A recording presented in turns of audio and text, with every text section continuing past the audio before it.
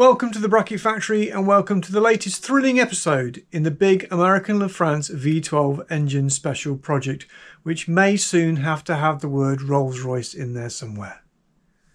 So in the last episode, the Rolls Royce Gearbox met the V12 engine for the first time. So what we need to do now is to make sure that they get on with each other and in fact work together in perfect harmony. So that's what this episode is all about, progressing that working in harmony together bit. But also in this episode, I'm going to announce the winners of the competition. That's going to be at the end, so hold on tight for that.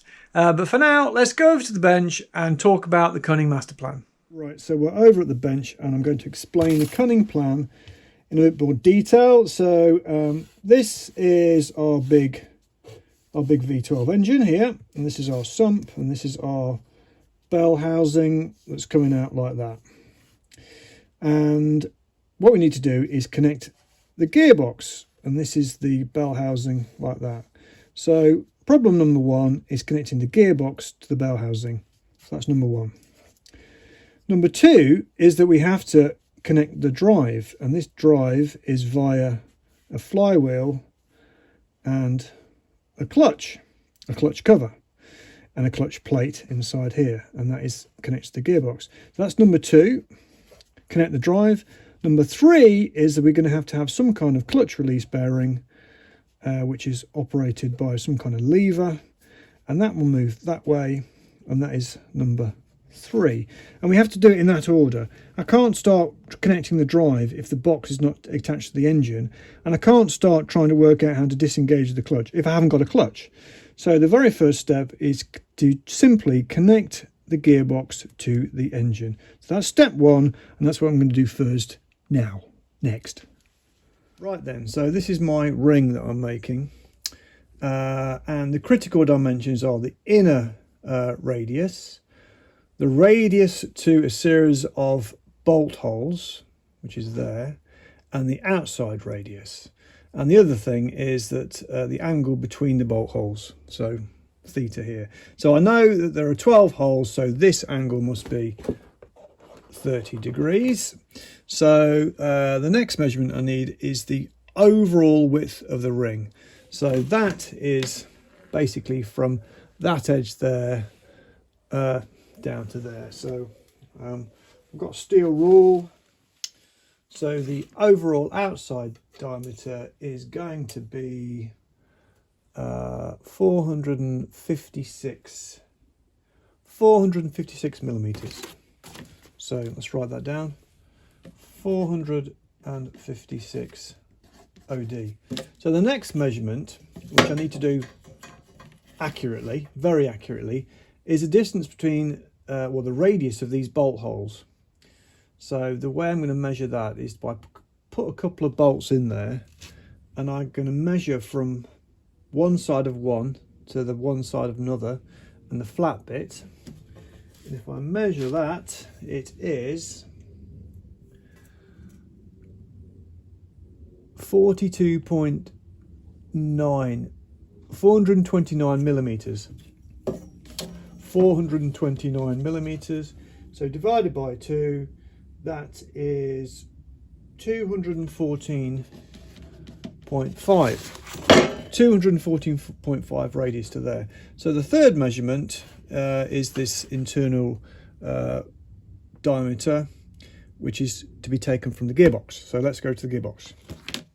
Right, on the gearbox, the internal diameter of the ring is the external diameter of this inner flange. Now, the slight snag is that the shaft pokes out beyond it. And obviously if I measure above the shaft, it's going to be too short. So I'm going to have to put a couple of straight edges on, like this. And I'm going to line it up with 20 at this end. So I've got to subtract 20 from it. So it comes out as 58.1. 58.1, so that's 38.1 centimeters, or 381 millimeters.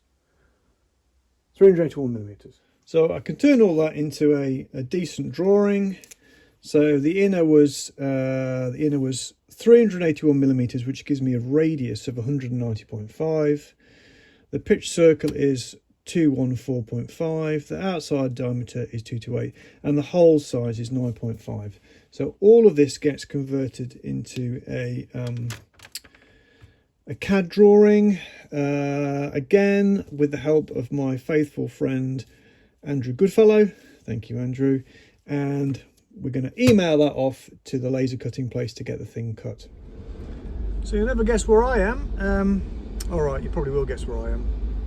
I am here again. Always like to have a quick look inside the bin. Look at all that scrap. Brian would be in heaven if he saw this lot. I'm in heaven. Right, here's my disc. I hope I've marked it with the holes in the right place, but bonus, I also got the bit from the middle, which is actually going to come in quite handy, as you will see. Right, back from DMS, big adapter ring in hand. The question is, will it fit?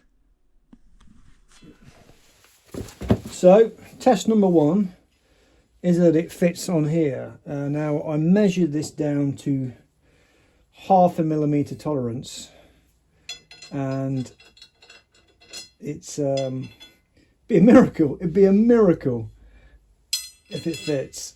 Let's get one in. Well, obviously that fits. What about the other side? Oh, it goes in. Let's put a couple more in. That is bang on.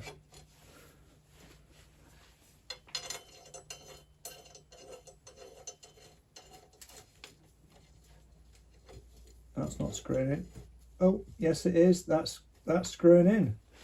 So, that is brilliant. That is 10 out of 10. That fits. Now, that was the one I was slightly least worried about, because you can always fettle these and slot them if it wasn't quite right. The more important one is whether this is a good fit on the gearbox. To be honest, if it's too big, that's rubbish. If it's too small, I can deal with it, but ideally it'll be perfect. So let's try that next. I'll just show you this. This is the one that had me going. The reason it wouldn't go in is I was just trying to screw it through the piece of paper. So phew-wee, that did have me going. Right, this is the important one. If it's too big, then I'm in trouble and it's going to rattle around. If it's too small, then I could probably fettle it and grind it. It's not great, so let's see. That is absolutely bang on. That was my GoPro making the noise. Wow, that's awesome. I'm really pleased with that. That is, I couldn't have hoped for it to be better. It's a very slight interference fit, which is perfect. So the next step is to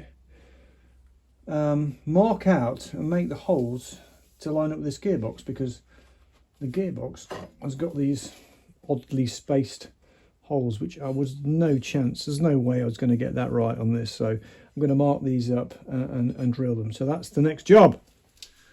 I've got to say, I'm feeling a little bit pleased with myself about that, but it's probably only downhill from now on. So let's crack on. Right, to make the holes in the adapter ring for these, which are all over the place, I need to make a template. And to make a template, I've made this. And I've cut it out very accurately. And it goes on there like that.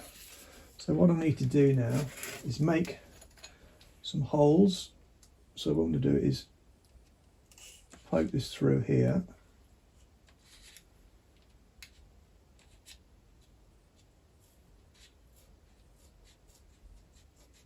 Use a scalpel to cut this hole.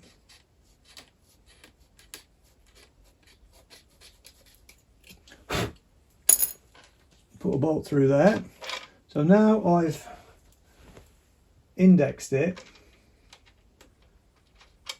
Made sure it's not going to slip with this nut and bolt. Of course I'm using BSF nuts and bolts. I can now mark all the other ones. So what I've got somewhere, if I can find it. Here it is, big blue marker pen. What I can do is I can pull these off and put some blue marker on these like this.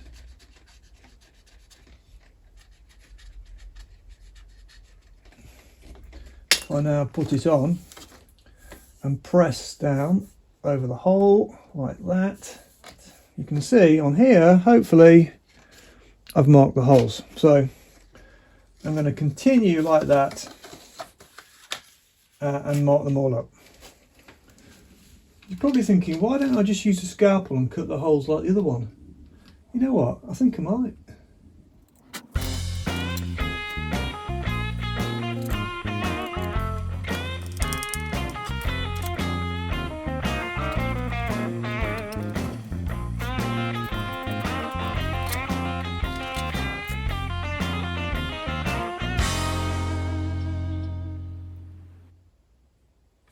There, done.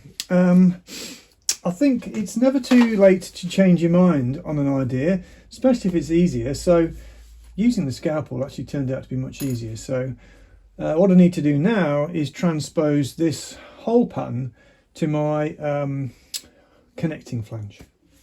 Right, so we're back at the bench and got the ring. And what I've done, I've marked here the centre line because on the actual bell housing there isn't one at 12 o'clock, it's just either side. So that's going to be the top, and this is my template, so I can align the top hole with the centre of that.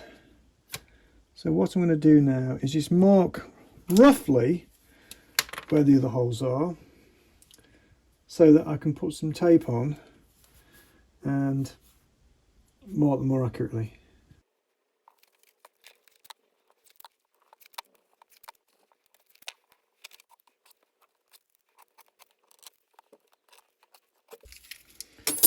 Right, so they're all stuck on, and we can offer up our template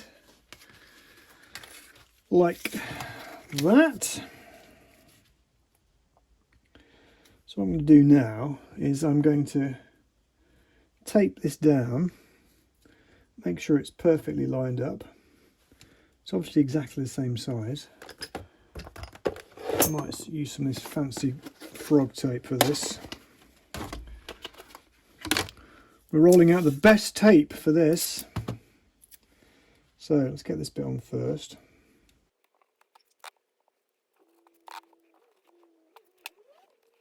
Right, that's all lined up, and now what I can do is, using this, it's a very, very fine pen, I'm going to mark up all of these holes.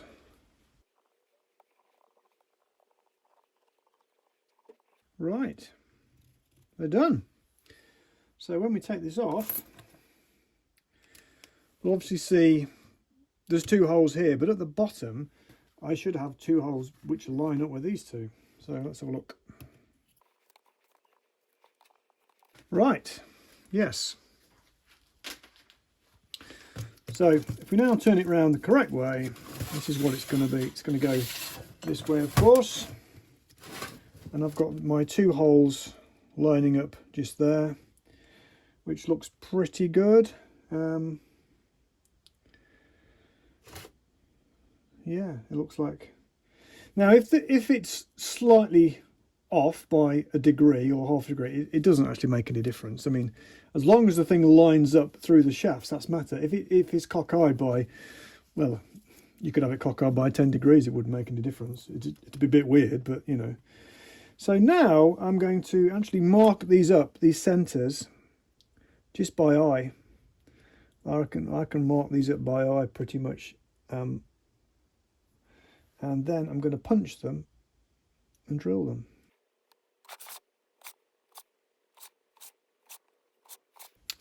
Right, all marked up. Now I'm going to drill a small pilot hole in each one first. Well, I'm going to centre punch it first. And I've actually bought myself this fancy new centre punch, which is like a mega sharp brand new one off Amazon. So I've got a couple here, but they're getting a bit blunt. So bought a new one, centre punch it all up, and then drill it.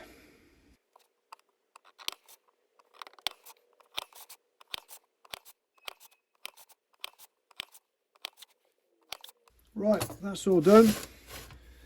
So time now to take it over to the drill and start drilling some holes.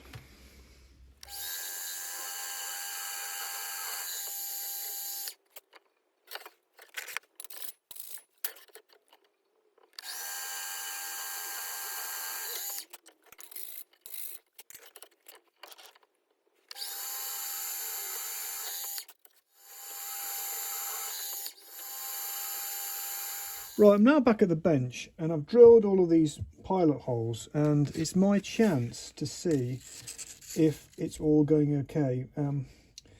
Problem I've got is that I'm a human being, and human beings tend to make cock-ups. And if you've been watching this, I've made a fair few myself. So this is a chance just to double check that these holes are all in the right place. If they're not, you can kind of steer the drill. And sort of drill it slightly offset if I need to. So there's still time to correct any cock-ups if I've made any, but these are all looking okay. Let's just tape this. Remember, this is all by eye, so that's all right. Actually, if anything, these need to come out an absolute tad. And that's whisker, that's bob on, tiny bit. That's fine, that's fine, that's fine. It's amazing the eye's ability to see if something's in the middle or not. And even if it's a half a mil out, you can tell. So I might just try and steer these through. Now, if they're slightly off center, I can drill them slightly over, and again, that doesn't even matter. As long as it clamps up, the centre is still in the right place because we know this ring fits. So, well, I can tell the centre's actually there, not there. So, right, now I can go back and actually drill them out fully.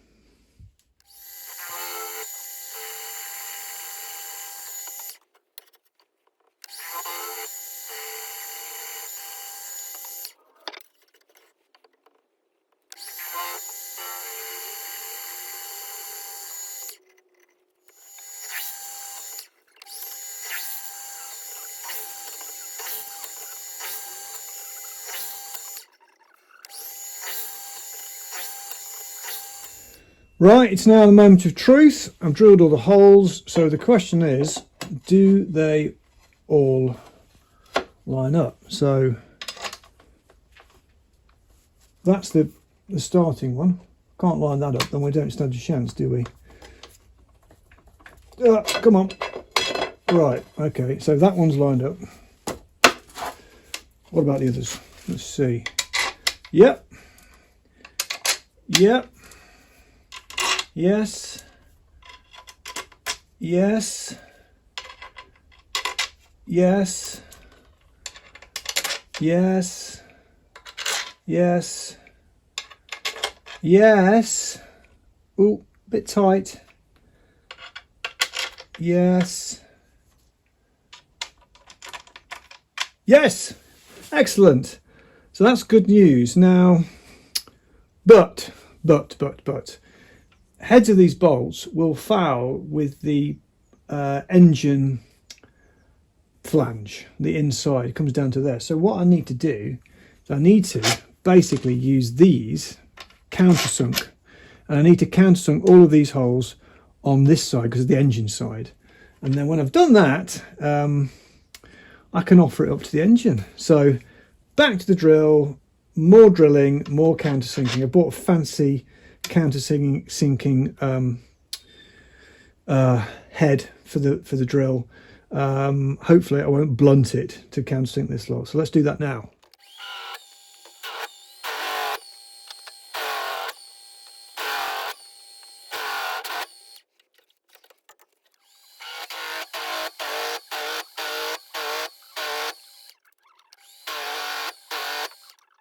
Right, all countersinking now done, and you can see that they countersink like that, and I'm not proud. I got quite a lot of chatter when I was doing this, so the holes aren't perfectly round, and I held it by hand first. That was a complete disaster. Then I clamped it with 2 big G clamps. In the end, I had a third clamp, and it still chattered, but I think I'm going to get away with it. It'll be fine. So I think it's time to now bolt it to the gearbox.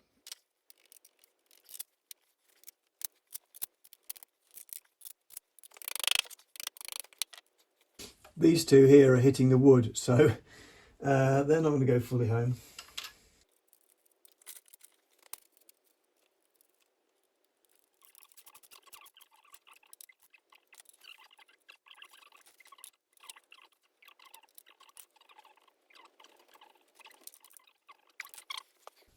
Right, there it is. It's on. That's what it looks like from the other side. You see that? So it is now time to offer it up to the engine, isn't it?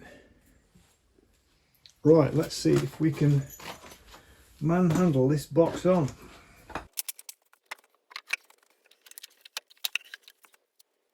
It's quite heavy, but it's a lot lighter than the American France one.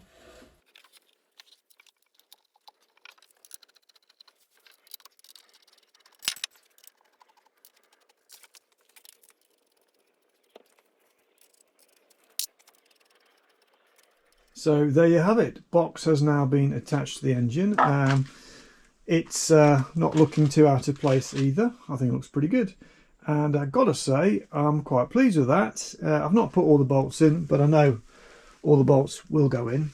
And the box was surprisingly easy to lift on in situ. Of course, it's going to be a bit harder when the clutch is on there. So that brings us to the next point. Obviously, that was step 1. Let's go back to the bench and remind ourselves what we need to do next. So we're back over at the bench, and I've pulled this diagram out of the bin because I accidentally threw it away. But we're now in the great position where we can tick number 1. Number 1 is attach the box to the engine, so that's good. So the next thing to do is to focus on the clutch. So connect the drive from the engine to the gearbox.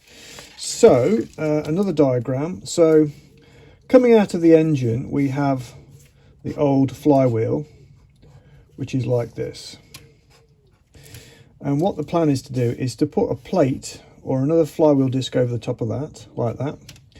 And then the existing clutch disc is going to go like that, and that basically goes over a splined shaft into the gearbox. And then get a modern clutch cover and cover the whole lot like that, and attach the clutch material from the new clutch onto the existing Rolls Royce clutch disc. So for that I will need some kind of disc for a prototype. I will need a clutch cover, modern one, and clutch disc, and I will need the Rolls Royce clutch disc, which slides onto this spline shaft here. So that's what I need to do next. I need to source some old stuff, source some new stuff, and make some stuff. But I think now it's competition results time. So the results of the competition are in. The votes have been counted, and the final scores have been pinned on the doors. And thank you very much for everybody who entered. Loads of amazing ideas and suggestions. We were chuckling, we were laughing, but a few special mentions. So special face. Thank you for that, Stefan. Don't give up your day job. Leviathan, Sea Monster. The bracket special, of course. La Brute is a bit of a brute, or at least it will be. Annette, of course, which is a reference to the Italian job. But we have 3 winners, actually. Each winner will get a t-shirt of your choice. Let me know what you want. The first one is Elbow Grace, or Elbow Grace. Made me chuckle. Charlie to Bone 6162. Catchy ID there. Bracket and the Beast from a guy called Metal Shaper Tom. Thank you, Tom. I know who he is. And the third one, now this person didn't actually give a suggestion, but they just said it's formidable. And that made me think of a name called La Formidable, which means fear, apprehension, or dread, which I thought was quite funny. And that is HRYY1. So if you 3 could please contact me and you let me know your size and your t-shirt preference, then I will ship one off to you post haste and immediately. So I think that just about wraps it up. If you like that, please hit like. Please do leave a comment. I try and respond to all comments. Let me know what you think. What would you have done? Anything different? Also, if you want to see what's coming next, please hit subscribe and then you'll automatically get to know when it happens imminently. But for now, I think that's about all. So thanks for watching.